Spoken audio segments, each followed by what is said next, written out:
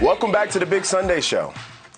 Dozens of possible terrorists tried to get into the country illegally since Biden took office, and that information came from our own government. So naturally, Republicans want to know more about them.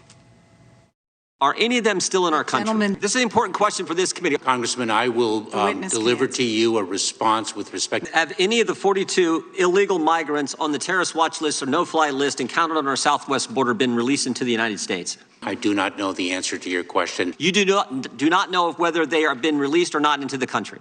That's your testimony. Well, that's amazing.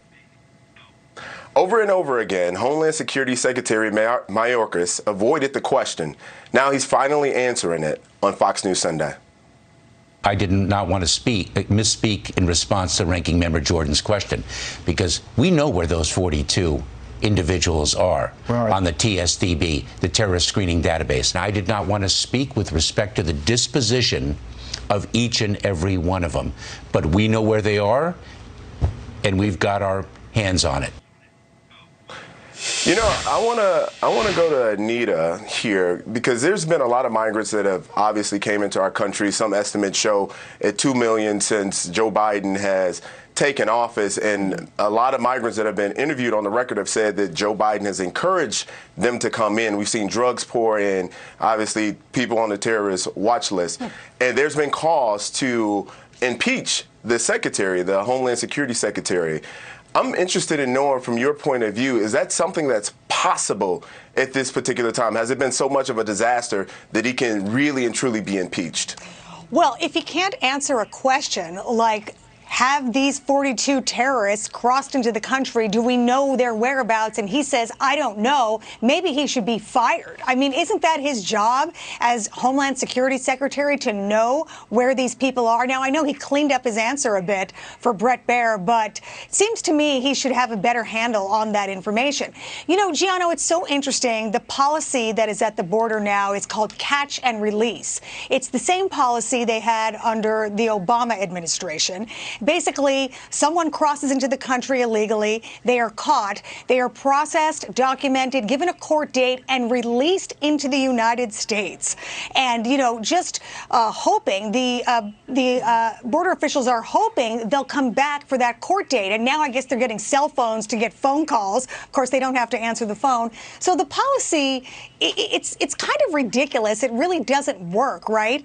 And to the numbers that you talked about, I just took some notes earlier. Just for the month of March alone, there were 221,000 migrant encounters in the month of March alone. That's 250,000 people in 1 month trying to come into the country illegally. So I don't know. I think it's a good question about whether he should be impeached or fired. Let's see what happens there. But I would say he's not doing an A-plus job. Yeah, I would agree with that. Dagan, the Homeland Security is anticipating, if Title 42 is actually lifted, that the daily migrant number is going to increase up to 18,000 a day, and that's to start. Progressives, as we know, have been pushing for this, as well as activists. Why do you think that is, especially knowing the impact to occur to our country? The more illegal migrants coming over the border, the better. Again, this is not a strategy problem. This is their strategy. This is what they want. Yeah.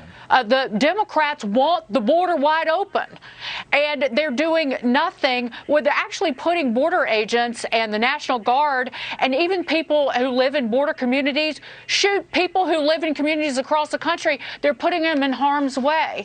How many more people have to die in this country from fentanyl poisonings? Let's get a I'm sorry from Mayorkas to the families, the tens of thousands of people who have died from fentanyl poisonings, and the families who are left grieving. The only thing that the Biden administration is upset about is that you can see these pictures. Mayorkas said last week, he said that they're effectively managing the border. So you've got a million people who have been released into this country or more, including unaccompanied children, and that's the effective management. This is a challenge. Remember, Jen Psaki said that it's not chaos at the border. This is what they want. The only problem they see is that there are pictures of it. Just real quick. Mark Krikorian wrote this in the New York Post. He said, but the Biden administration is actually opposed to all measures that might address this problem, including it's against remain in Mexico. It went to the Supreme Court to prevent that from staying in place. It's against keeping illegal immigrants in detention, against deporting these illegal immigrants. It's against using ankle monitors to track them. So on that note, just one additional thing, and I'll shut up, Jimmy. Go ahead. Mayorkas said during his Brett Baer interview, he gave a shout out to the Border Patrol agents who for doing their jobs. And I will say this, he can stick that where the sun doesn't shine, because he's the one who went after and castigated those border agents on horseback and lied about them and said, we're going to get to the bottom of this in days, not weeks and months. That was horse manure. That he has put people, he has been the shepherd of putting all of these border agents in harm's way. And he should quit. He should quit. Wow, I want to go to full screen, and I'm coming to you next, Jimmy. Governor Abbott of Texas put out this tweet saying, we approved $495 million to continue funding Operation Lone Star and additional border security operations. Texas will not sit on the sidelines as President Biden continues turning a blind eye to the crisis at the southern border.